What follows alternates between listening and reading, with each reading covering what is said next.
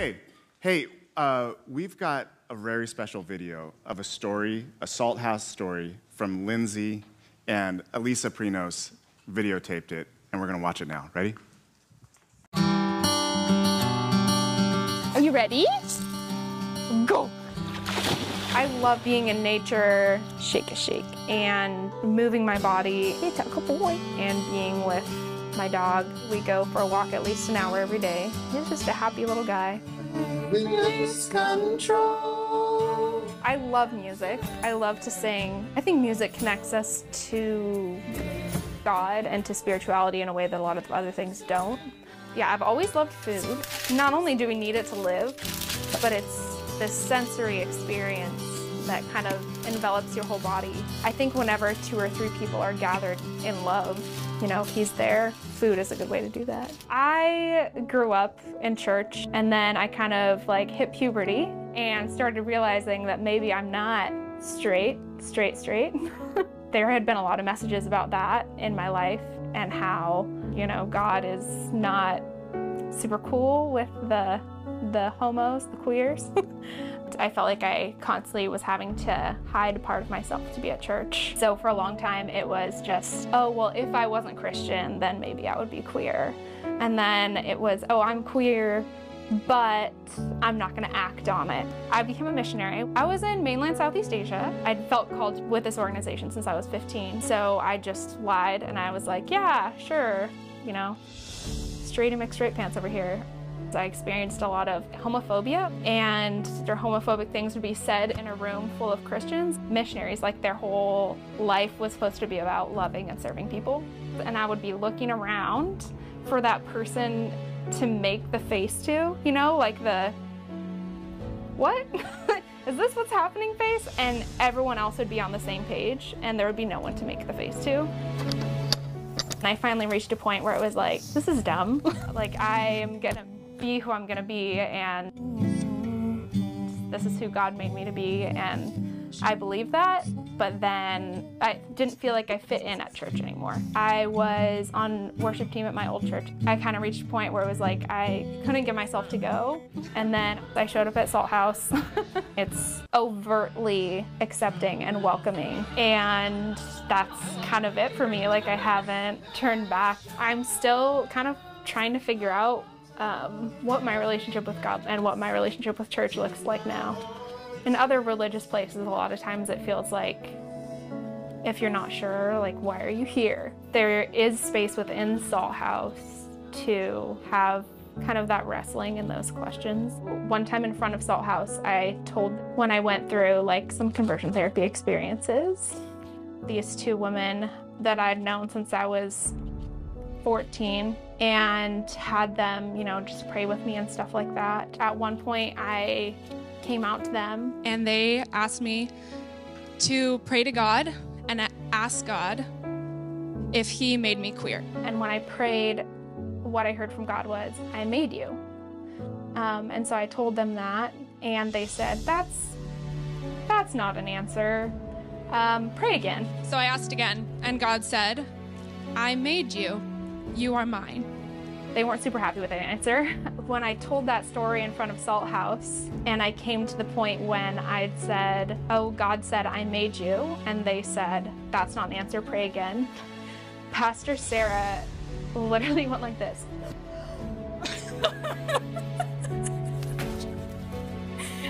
And I think that's just like a perfect picture of the difference between other religious experiences and Salt House.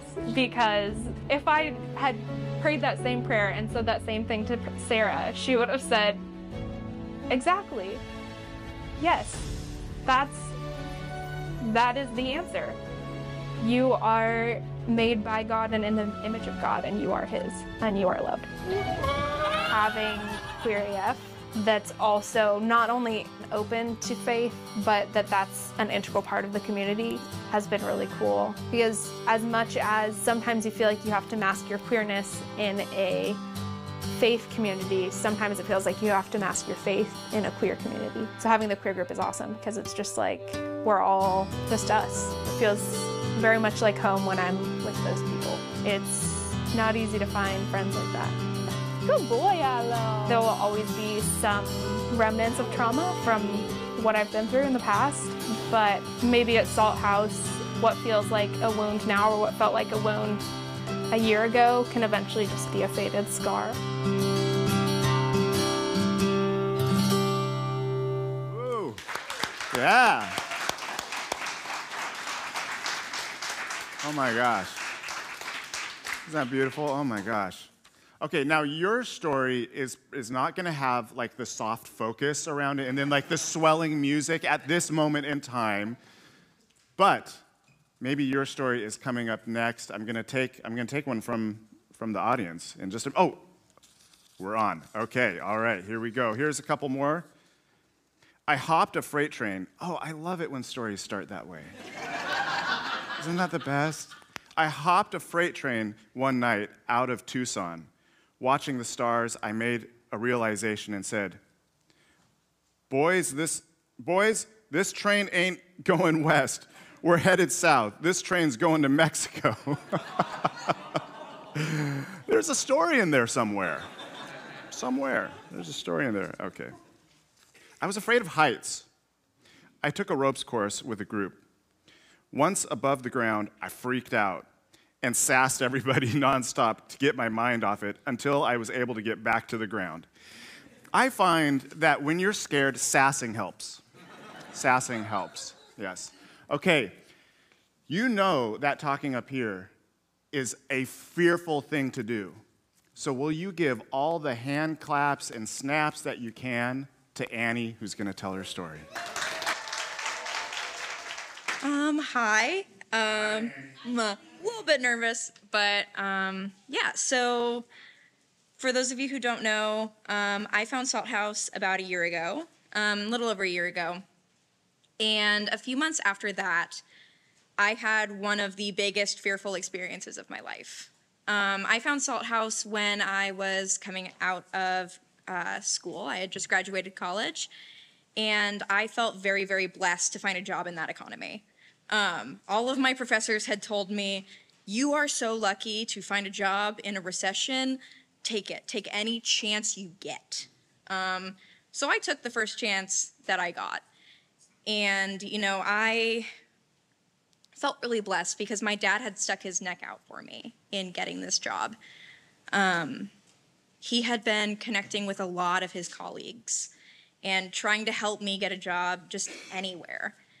So when I finally got a job at a big name company, I knew he was proud of me.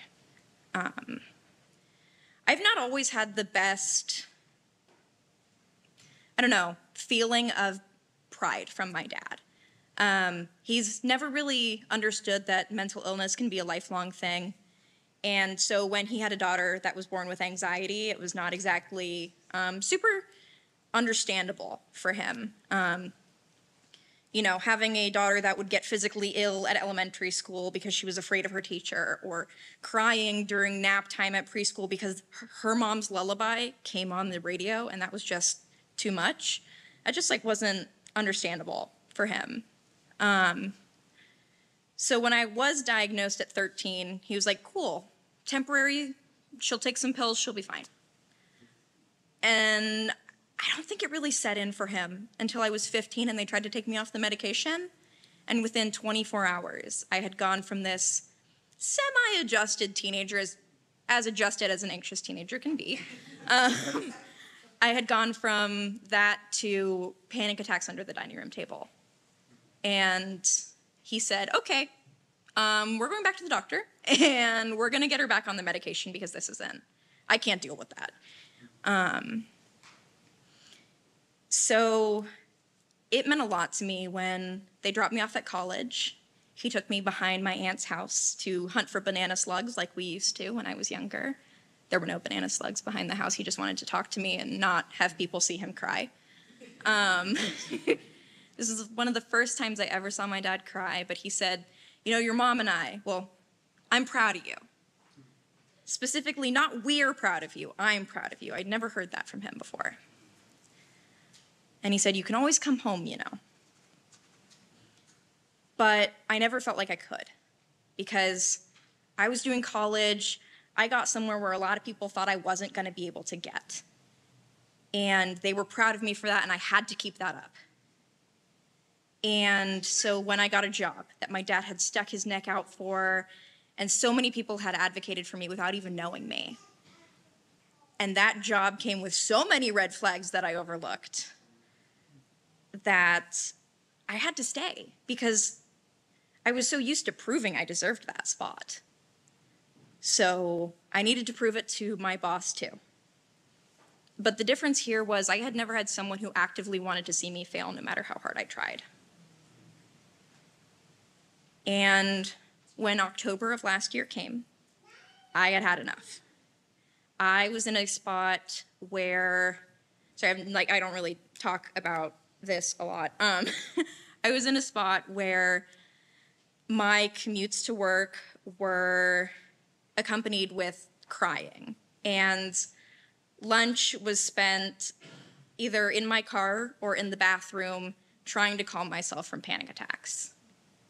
And when I got home from work, I didn't even have the energy to cook or eat. I collapsed in bed. And when I wasn't at work, I was practically bedridden. I would pick myself up out of bed to come here. And this was one of the first places I really found unconditional love that I recognized. And so when I came here, and every week the sermon was about something that I had encountered at work, whether it was, you don't belong here, you don't have to prove yourself to anybody, or, you know, you are never enough, you are so much more than enough. It gave me so much strength, because I think for the first time I realized that even if my parents weren't proud of me and I couldn't go home even though they said they could, or like that they would accept me, I knew I had people that I could rely on here and that I could always come to, even if my parents said no. So when I went home for Thanksgiving, I remember looking at my bedroom and thinking of everything that had happened there, and thinking, I don't know what's gonna happen. What if this is the last time I see this bedroom? And looking at my dogs and thinking, I've always promised them I'm gonna come home, but what if I can't guarantee that promise anymore? And it just made me stop. And so I decided that I was gonna confront one of my biggest fears and tell my dad about what had been going on with my mind. My mom knew, but she said a lot of this is kind of up to your dad in terms of if you can come home and what's gonna happen next. So the night before I left to come back to Seattle, I dragged him out into our living room, and we sat on this little black couch. And I couldn't even look him in the eye while I was telling him all of this. I was just staring at this carpet. It used to be blue, but it was gray because of years of dogs and teenagers and dragging a bunch of mud into the house. And I told him, I'm afraid of what's gonna happen if I go back. And he said, what do you mean? And I said, I'm afraid I'm gonna have to go to a hospital. I'm afraid I need to check myself in somewhere if I stay in that job. And he grabbed my hands in his, and he looked up at me, and he waited until I was looking him in the eye. And he said, then leave the job. And I had never heard anything like that from him, where he just said, it's okay, you can leave. You've tried your best, and that's okay, that's enough. It had never been enough before, but it was enough then. And I said, well, there's a lot of logistics here. What about my lease? What about my car? We just moved all of my stuff up here a few months ago. Like, how are we gonna get it all back? And he said, that doesn't matter. We don't need to think about that right now. If you can't find another job, we'll figure it out. Because nothing is as important as your life. And for the first time, I felt like he really saw that struggle, and that mental illness isn't just something that you take a pill for a few years and you'll be fine. You go to therapy for a few months, you'll be fine. It was one of the biggest fears I had ever had, to show my dad that weakness. And it was the biggest revelation I think I've ever had, because I found unconditional love in a place I had never seen it before. So. One of the joys that I've had while I was serving as a pastor was doing weddings. And one of the best ones was this couple that I had, they did their premarital therapy and all counseling stuff and bed. And it was time, and I knew that I was going to be in for a treat because there was a pile of Kleenex, used Kleenex on both sides, because they kept going, really nervous. I had him join hands, and I turned to Brian, not his real name, and I said, okay, Brian, repeat after me. I feed him the lines because I knew they wouldn't remember. I love you, Ellen, as I love no other. All that I am, I share with you, and so forth and so on. And then I turned to Ellen, and I said, okay, Ellen. And immediately, Brian goes, I love you, Brian, as I love no other. And I turned to Brian, I said, you two are made for each other, but this is going to be a happier time for you. A little fear in her eyes. This is going to be a happy time for you, Brian, if you just remember your wife's name and you give her a chance to speak when she, really wants to talk. So, and after that, they all kind of laughed and cried, and congregation was doing both, and they lived happy ever after, I guess. So, anyway.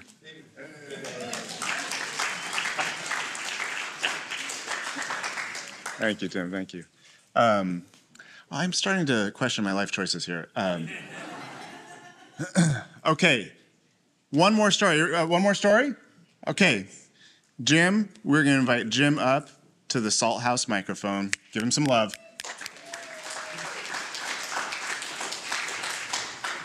Well, thank you. Great stories. Give it up for Annie and for Tim. Yeah.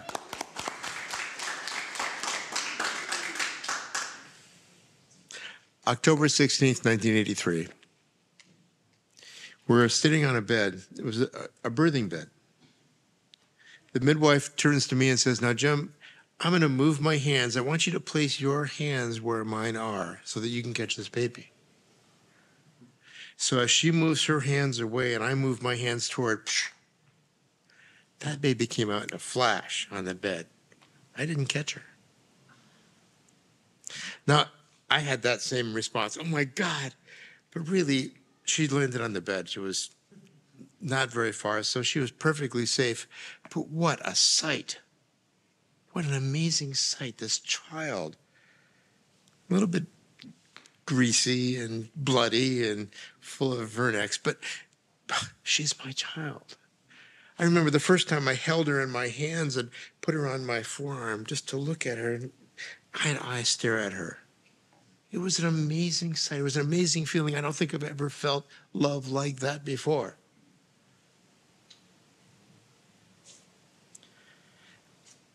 But I was not prepared to be a father. I was an angry, angry person. And I took that anger out on everybody around me. Anybody that didn't give me what I needed at the time, they were my enemy. And I treated this child poorly. I did not raise this child well as a father. Now, her mother and I were not married. It was a terrible relationship. It was kind of like Israel and Hamas, really. Anytime we got together, that was basically what occurred, was this explosion. And after 3 years of that, my daughter was being placed in the middle of us all the time. So I decided I needed to leave. I was in Montana. I moved to Seattle.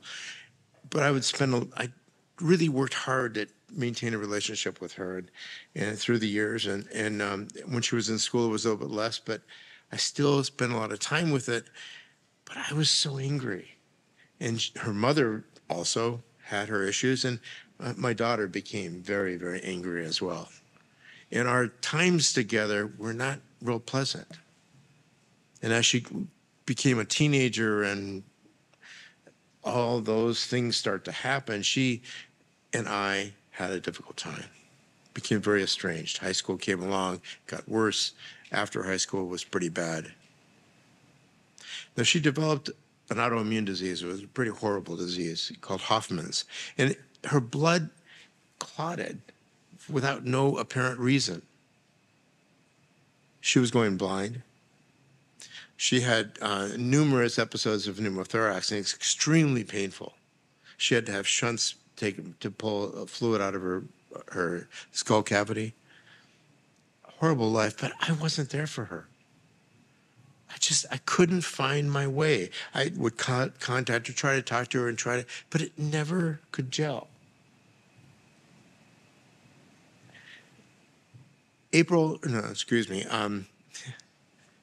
November 19th, 2017. 5 a.m. in the morning, I get a phone call. Pick that call up. Her mother's hysterical. She died.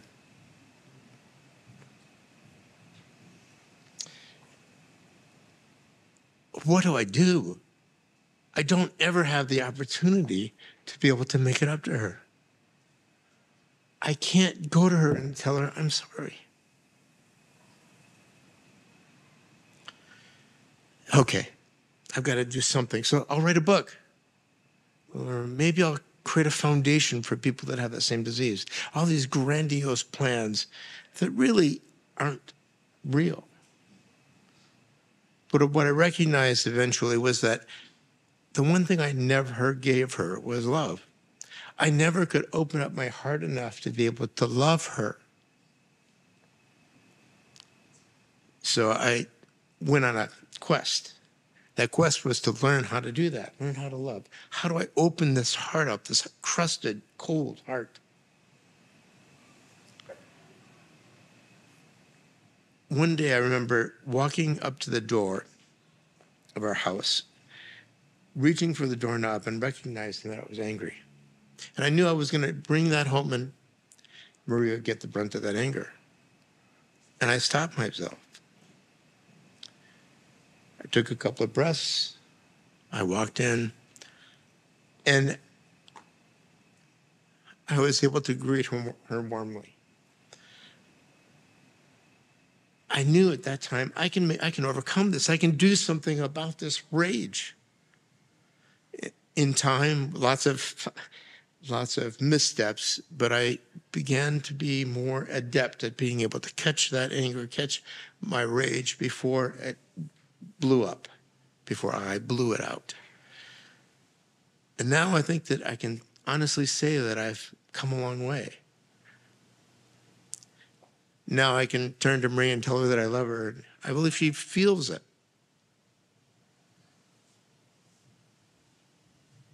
So think of my daughter.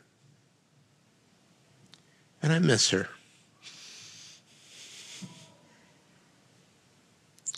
I'm really, really so happy that she's my teacher.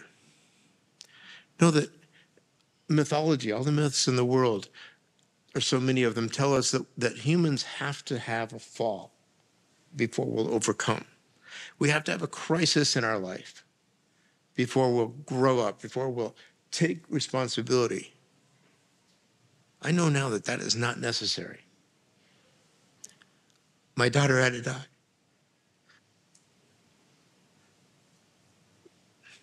Before I would step up. It's not necessary. I also know that I truly love her. Thank you.